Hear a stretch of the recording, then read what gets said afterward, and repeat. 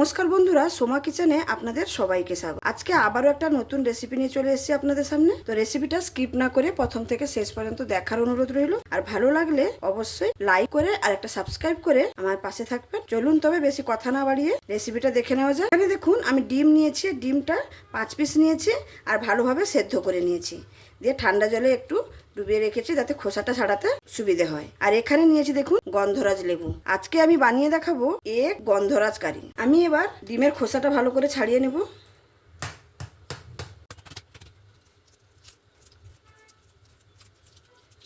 দেখুন এরকম ভাবে আমি ডিমের খোসাটা ছাড়িয়ে নেব। এখানে ডিমটাকে আমি ভালোভাবে ছাড়িয়ে নিয়েছি। এবার একটা ছুরির সাহায্যে ডিমগুলোকে এরকম একটু চিড়ে নেব। চিড়ে নিলে কি হবে, এর ভেতরে মশলাটা ভালোভাবে ঢুকে যাবে। সমস্ত ডিমগুলোতে আমি একটু চিড়া লাগিয়ে নিয়েছি। এবার আমি এখানে একটু লবণ দিয়ে দেব। আর আমি এখানে দিয়ে দেব এই যে গন্ধরাজ লেবু নিয়েছি, গন্ধরাজ লেবুর খোসা একটু গ্রেট করে দিয়ে দেব। এখানে দেখুন হালকা করে একটু ঘষে দিয়ে দিয়েছি। এই যে সাদা অংশটা কিন্তু দেওয়া যাবে না, সাদা অংশটা চলে গেলে কিন্তু তিতা হয়ে যাবে। খোসাটা ভালো করে ডিমের সঙ্গে ভালো করে মাখিয়ে নেব। আমার মাখানো হয়ে গেছে, এটাকে এক সাইডে রেখে দেব। এখানে মশলাটা করে নেওয়ার জন্য একটা মিক্সারের জার নিয়েছি। এই জারের মধ্যে আমি দিয়ে দেব 2 চামচের মতন টক দই, আর দিয়ে দেব 4টা থেকে 5টা কাজু বাদাম, আর 1 টিস্পুনের মতন চারমগজ, আর সামান্য একটু জল দিয়ে এটাকে ভালো করে পেস্ট করে আনবো। আমি এখানে মশলাটা বেটে নিয়েছি, ভালো করে একদম মিহি করে বেটে নিয়েছি। এবার এটাকে সাইডে রেখে দিয়ে আমি রান্নার কাছে চলে যাব। ডিমটা ভেজে নেওয়ার জন্য এখানে আমি কড়াইতে একটু সাদা তেল দিয়ে দিয়েছি। তেলটা আমার ভালোভাবে গরম হয়ে গেছে। এবার ডিমগুলোকে ভেজে নেব।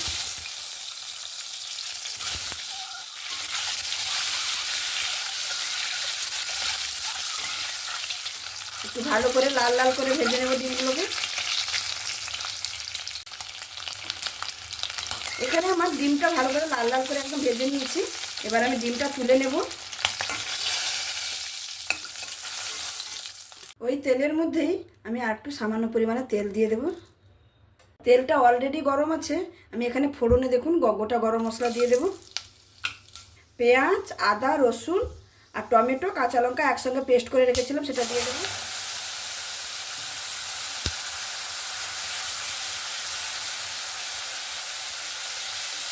এই রান্নাটাতে আমি হলুদ ব্যবহার করব না। ভালো করে মশলাটা কষিয়ে নেব যতক্ষণ না পেঁয়াজ, আদা, রসুন, টমেটো, কাঁচা লঙ্কার কাঁচা গন্ধটা চলে যাচ্ছে, ততক্ষণ পর্যন্ত আমি ভালো করে কষিয়ে নেব। এখানে আমি 3-4 মিনিট ধরে মশলাটাকে ভালো করে কষিয়ে নিয়েছি। মশলা থেকে তেল ছাড়া শুরু করে দিয়েছে। এবার আমি এখানে সামান্য কিছু গুঁড়ো মশলা ইউজ করব। গুঁড়ো মশলার মধ্যে আমি এখানে পরিমাণ মতন লবণ দিয়ে দেব, আর একটু দেব জিরে গুঁড়ো, আর একটু ভালো কালারের জন্য একটু কাশ্মীরি লঙ্কার গুঁড়ো দিয়ে আবারও মশলার সঙ্গে ভালো করে গুঁড়ো মশলাগুলোকে ভালো করে কষিয়ে নেব। এখানে আমি গুঁড়ো মশলা দিয়েও ভালো করে মশলাটাকে কষিয়ে নিয়েছি। এবার গ্যাসের ফ্লেমটাকে স্লোতে করে দিয়ে আমি যেটা দই, কাজু আর চারমগজটা বেটে রেখেছিলাম সেটা দিয়ে দেব। দিয়ে ভালো করে মশলার সঙ্গে মিক্স করে নেব। আমার এখানে ভালো করে মশলার সঙ্গে মিক্স করা হয়ে গেছে। এবার আমি গ্যাসের ফ্লেমটাকে বাড়িয়ে দেব। এখানে দই, চারমগজ আর কাজুটা সেটাও ভালো করে কষিয়ে নিয়েছি মশলার সঙ্গে। এবার আমি এখানে পরিমাণ মতন একটু চিনি দেব। যেহেতু আমি দই ব্যবহার করেছি সেই জন্য তরকারিটা ব্যালেন্স করার জন্য সামান্য একটু চিনি দেব। আপনারা চাইলে নাও দিতে পারেন। চিনিটা দিয়েও ভালো করে নাড়াচাড়া করে নিয়েছি। এবার যে মশলা ধোয়া জলটা আছে সেই জলটা এখানে আমি ব্যবহার করব। দিয়ে আবারও মশলার সঙ্গে ভালো করে মিক্স করে আবারও 1-2 মিনিটের মতন মশলাটাকে আর একটু কষিয়ে নেব। মশলাটা এখানে আমি ভালোভাবে কষিয়ে নিয়েছি। এবার ভেজে রাখা ডিম আমি এখানে দিয়ে দেব। দিয়ে মশলার সঙ্গে ভালো করে একটু মিক্স করে নেব। মশলার সঙ্গে এখানে আমি ভালোভাবে মিক্স করে নিয়েছি। এবার আমি এখানে পরিমাণ মতন একটু জল দিয়ে দেব, সামান্য একটু।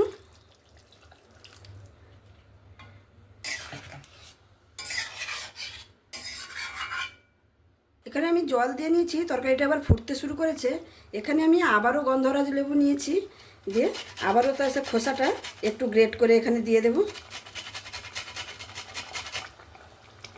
এখানে আপনারা চাইলে গন্ধরাজ লেবুর পাতা ব্যবহার করতে পারেন, কিন্তু আমার কাছে পাতা নেই বলে আমি একটু খোসা গ্রেট করে দিয়ে দিচ্ছি।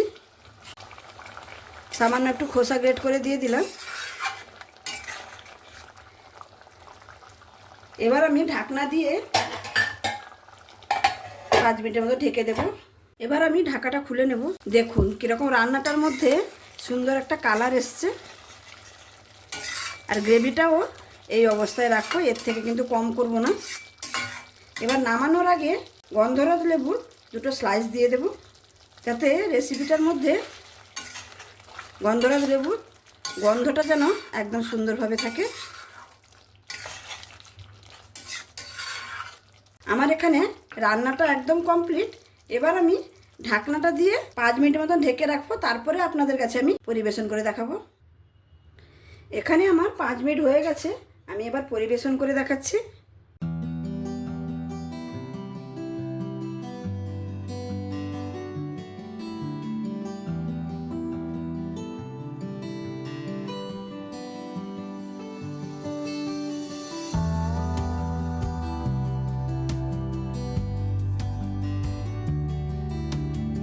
তাহলে বন্ধুরা দেখতেই পেলেন আমার এই রেসিপিটি, গন্ধরাজ এগ কারি।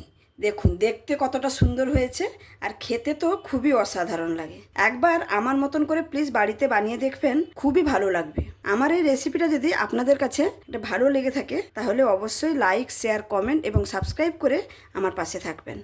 আর যারা এখনও আমার চ্যানেলটাকে সাবস্ক্রাইব করেন, নতুন বন্ধুরা, তারা অবশ্যই করে আমার চ্যানেলটাকে সাবস্ক্রাইব করে নেবেন। আমি আরও নতুন নতুন রেসিপি, আরও নতুন নতুন ভিডিও আপনাদের সামনে নিয়ে আসবো আর আপনাদের উপহার দেব। তাহলে চলুন আজকে এখানেই শেষ করছি। আবার দেখা হবে অন্য কোনো দিন অন্য কোনো রেসিপির সঙ্গে। সবাই ভালো থাকবেন, সুস্থ থাকবেন, সাবধানে থাকবেন। ধন্যবাদ।